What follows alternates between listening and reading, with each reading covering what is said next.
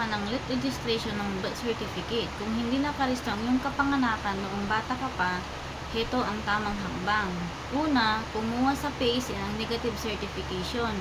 Ito ang patunay na wala ka pang nakaristong talaan. Pangalawa, ihanda ang mga kailangan. Kumuha ng form ng Certificate of Live Birth at kunan ng tama sa Civil Register. At kumuha din ng Affidavit of Late Registration. Ito ang sinumpang salaysay kung bakit nahuli ang pagpaparehistro. Tapos, ipapanotaryo nyo po guys. Kahit sa dalawang patunay, binyag, record sa eskwelahan o certificate ng barangay. O valid ID mo o ng iyong mga magulang. Pangatlo, ipasa ang lahat sa local civil register kung saan ka ipinanganak. Kapag naaprubahan, ipapadala ito sa PSA. Pagkalipas ng ilang buwan, makukuha mo na ang opisyal na kopya.